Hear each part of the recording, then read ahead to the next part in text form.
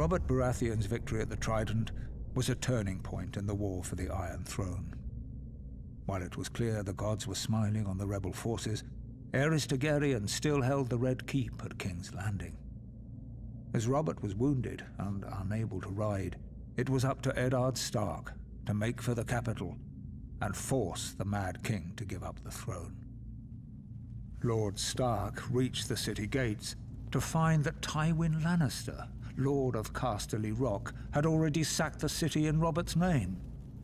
House Lannister had remained neutral up to this point, ignoring requests for help from both the Crown and the rebels.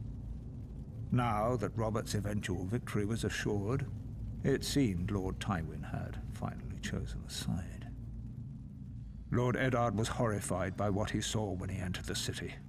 Homes looted and burned, women raped, scores of innocent citizens killed. Disgusted, he led his force up Visenya's hill to the Red Keep. Upon entering the throne room, he found King Aerys lying in a pool of blood, dead by the hand of his own sworn King's Guard, Jaime Lannister, who sat brazenly upon the throne.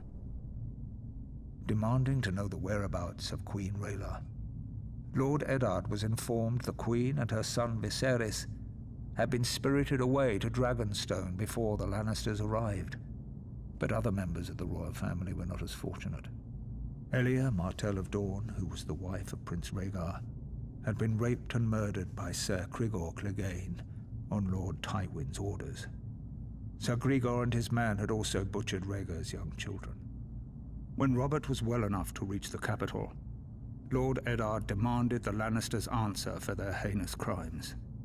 Robert refused, and sent him south to relieve the Baratheon stronghold of Storm's End, which was still under siege by forces loyal to the Crown.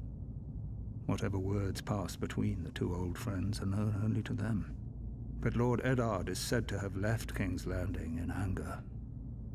Later, when Robert was crowned, he appointed Jon Arryn as Hand of the King. Lord Arryn's first order of business was to broker a truce with the Martells of Dorne, who were outraged by the brutal murder of Princess Elia and her children. Following the death of Lyanna Stark, who had been betrothed to Robert, Houses Baratheon and Lannister were joined in marriage when the new king took Tywin Lannister's eldest daughter Cersei as his queen.